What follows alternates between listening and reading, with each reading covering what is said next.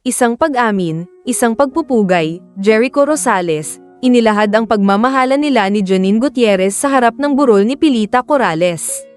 Isang emosyonal at makabuluhang sandali ang naganap noong ika-17 ng Abril taong 2025 sa Heritage Memorial Park, Taguig City, nang opisyal na kumpirmahin ng batikang aktor na si Jericho Rosales ang kanyang relasyon sa aktres na si Janine Gutierrez, sa gitna ng kanyang taus-pusong pagpupugay sa yumaong, Asia's Queen of Songs, na si Pilita Corrales, na hindi lang isang alamat sa musika kundi lola rin ni Janine.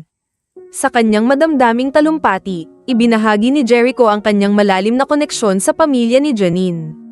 Aniya, narito ako hindi lang dahil sa respeto at paghanga kay MS, Pilita Corrales, kundi dahil sa isang pamilyang itinuring na rin akong kanila.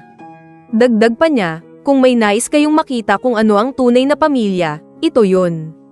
Ito ang pamilya. Isa sa pinakatumatak na bahagi ng kanyang pahayag ay ang kanyang kwento tungkol sa kanyang ina na may Alzheimer's disease. Ayon sa aktor, bagaman unti-unting nawawala ang alaala ng kanyang ina, hindi kailanman nawala sa kanyang puso ang musika ni Pilita Corrales. Kapag naririnig niya ang mga kanta ni Pilita, para bang bumabalik ang liwanag sa kanyang mga mata, ani Jericho, sabay kwento kung paano napapaluhan ang kanyang ina habang inaawitan si Janine ng mga kantang minahal niya noon pa.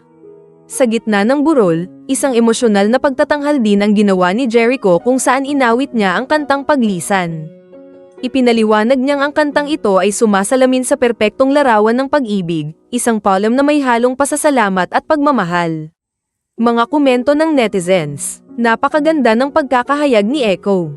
Ang lalim ng emosyon, hindi lang siya aktor, isa rin siyang tunay na taong marunong magmahal at magbigay halaga. Hindi ako makapaniwala na sila na pala ni Janine. Bagay na bagay sila, parang teleserye na buhay nila, pero mas totoo ang pagmamahalan. Ang pag-amin ni Jericho Rosales ay hindi lang basta romantic revelation, isa itong pagbibigay-pugay sa isang musikal na alamat, at patunay ng lalim ng kanyang pagmamahal sa pamilya ni Janine.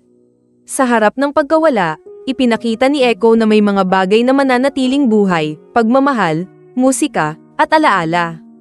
Ang sandaling ito ay hindi lamang para kay Pilita Corrales kundi para sa lahat ng Pilipinong naniniwala sa kahalagahan ng pamilya, respeto, at tunay na pag-ibig.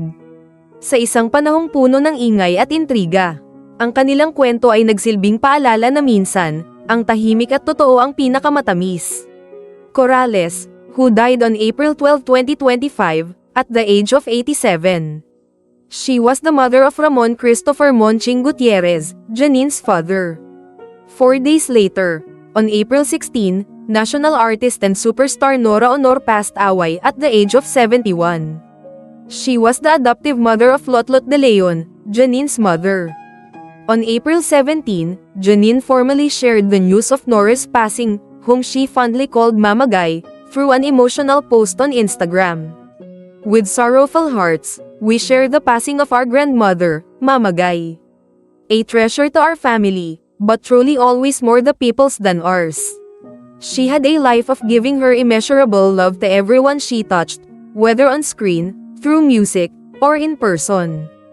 Gratitude was extended by Janine for the overwhelming messages of sympathy and support received by their family. She also asked for continued prayers, particularly for her mother Lotlot and Nora's children. Please keep our family in your prayers, especially Mama, Uncle Ian, Ate Matet, Kuya Kiko, and Ken, as we say goodbye. We find comfort in knowing she, the one and only superstar, will be forever loved. Earlier, Janine also honored her grandmother Pilita through another heartfelt Instagram post on April 12. It is with a heavy heart that we announce the passing of our beloved Mami and Mamita, Pilita Corrales.